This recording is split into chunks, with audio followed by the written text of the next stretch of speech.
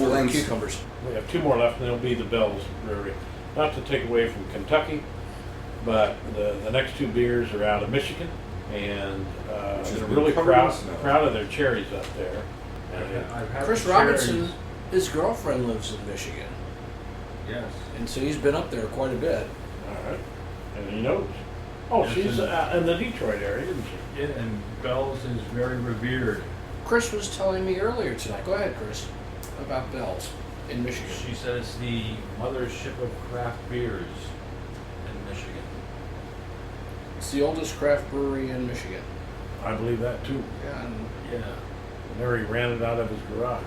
right. And what do you know? What I was thinking, he started in like the mid '70s. I don't remember the exact year, but he used to make it for his buddies to go fishing with. And he thought he was going to get in trouble one day, so he figured he ought to make it, see what he could do to make it legal. Yeah, it's funny because around that time, a lot of states it was illegal to brew beer. Yeah. And when it was the other funny thing was that when it came to pass that there was somebody said, well, can we pass a law? Everyone's like, yeah, and boom, they just put it through. It was no oppositions to it or anything.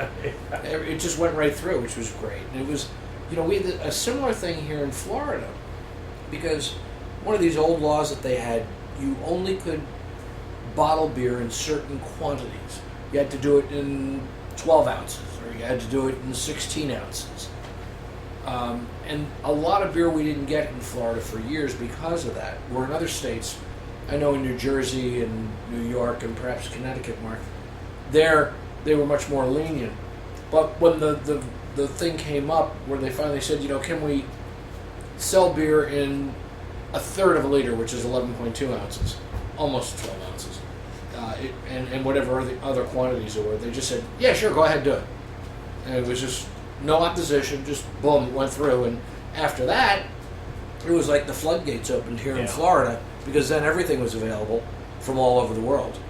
And it was a great shot in the arm for beer in the state of Florida.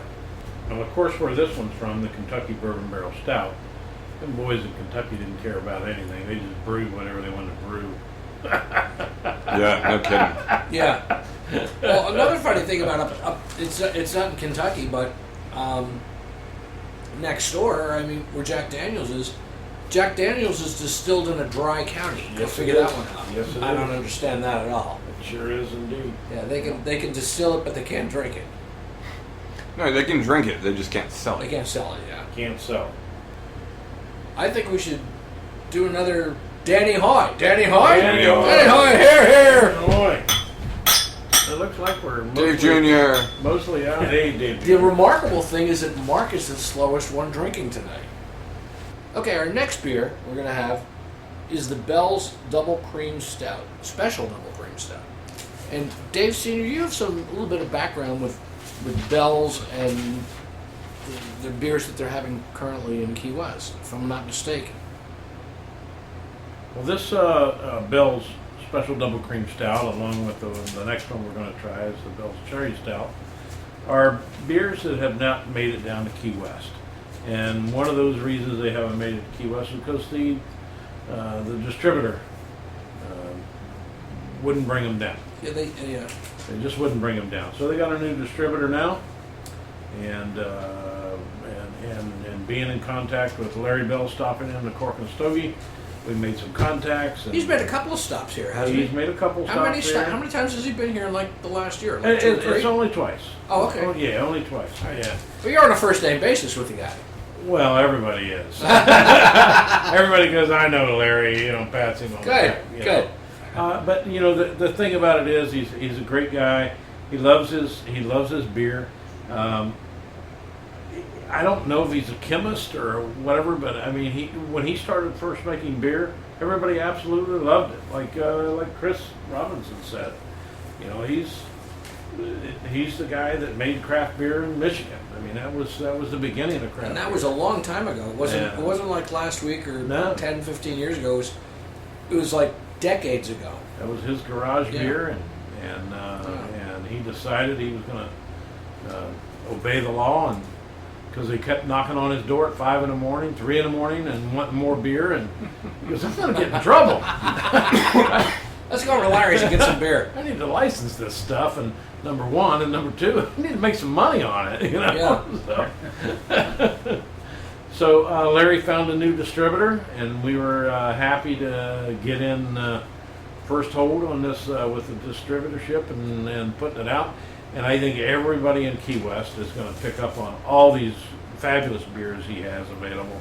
And you had a Bell's Night last week. We had a Bell's Night on Thursday. We had the Hop Slam. We had the Cherry Stout. We had the Mercury. We had the Oarsman. A lot of their good beers, including the Standby, the Two Hearted Ale, and the summer beer, The Oberon. the Oberon. Yeah. Thank you, Mark. And the beer sold out fairly quickly. We got quarter barrels of these stouts left, and I'm glad we still have it left, so we can enjoy it. Tonight. But these are the only 2 kegs here in the Keys, and we're enjoying them here tonight. And shout out to Larry. Thank you very much for bringing them into Key West. And are Thank you, these- Larry. Yeah, thank you, Mr. Bell. And they have a little bit of punch to them. This one has 6.1% ABV. Mark, you've been silent, which is almost unheard of.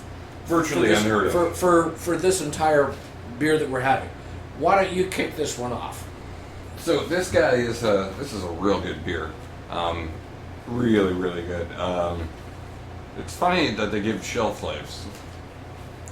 It was something that I saw, and it perked my interest. As a matter of fact, when we were in here earlier, I mentioned that to Dave Senior. You were still running around taking care of customers, but you know, I said, you know, they're putting in a shelf life on it, and we've talked about it before. And you pointed out that beer doesn't really have a shelf life per se. It's just it's not like it spoils. Yeah. It'll It change. just change. It'll change, but it won't spoil. Well, I mean, sometimes they do spoil. Well, if you have yeah. like something sitting in, yeah. Dave Senior, you know, you've had a lot to say on this subject.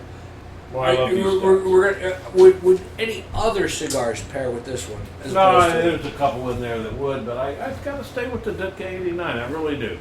is all of that these- like Mike Ditka? Yes. So Mike Ditka, Yeah, 80, he has a cigar? Okay. Yeah, and as a matter of fact, when Larry Bell was in here, his wife does a lot of charity events with Uh-huh. Mike Ditka. Oh, okay. And she was very surprised to find that I had Mike Ditka cigars in here. Bought a Oh. couple to take back and smoke with Mike Ditka.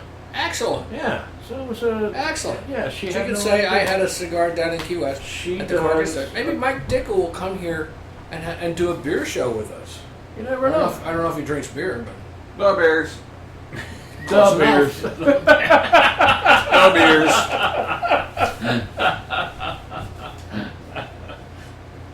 all right, the mellow Chris Robinson. Let's get a little opinion out of you there. We gotta make you like vocalize a little higher, but don't like sink into the chair. Yeah, speak out, or the microphone's not gonna pick you up. Give us some impressions of this beer. I had this.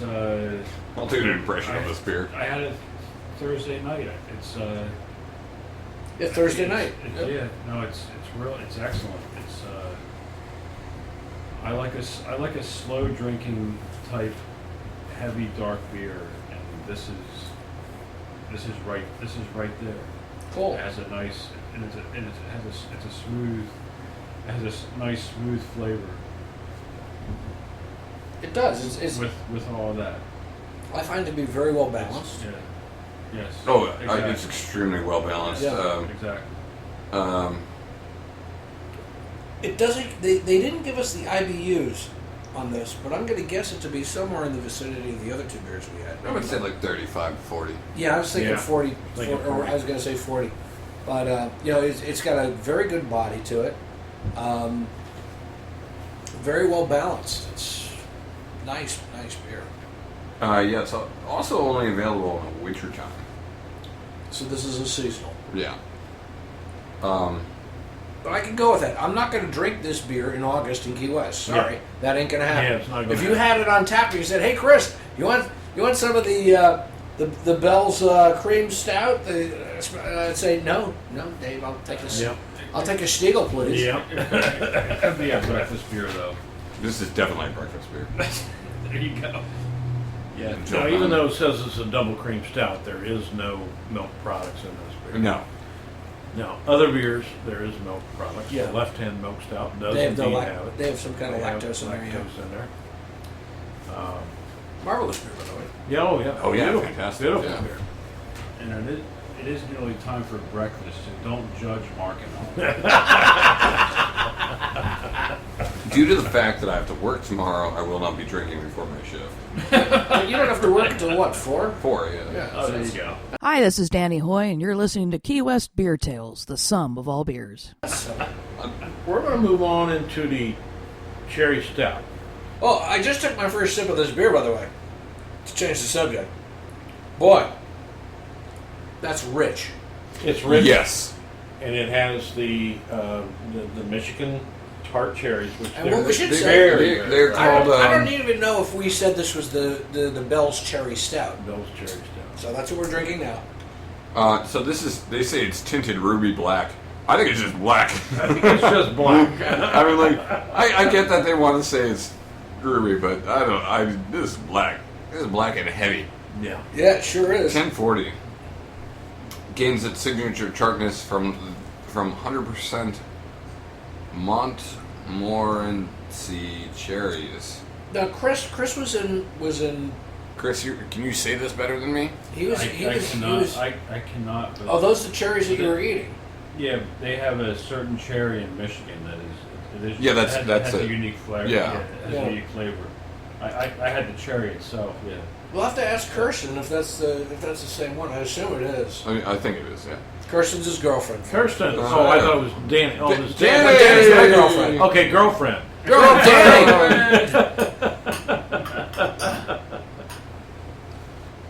Now, it's almost a palate cleanser also. And I hate to say that for a stout is a palate cleanser. Yeah. But with that cherry and that tartness, it almost starts creeping Well, it's- into a sour beer. Yeah, well, that's what I was going to say. It reminds me a lot of funk metal, which is it's a black sour from a brewery out of Texas that I'm drawing a blank on. So they primarily grow in the Traverse City region in Michigan, and I believe there is a festival. Is that correct? There is. There is yeah. one of these Montmorency cherries. There is a festival. I don't know exactly. I'm sure it's late in the. I would assume it's late in the year. Yeah, probably like early fall. Yeah, Montmorency. Montmorency.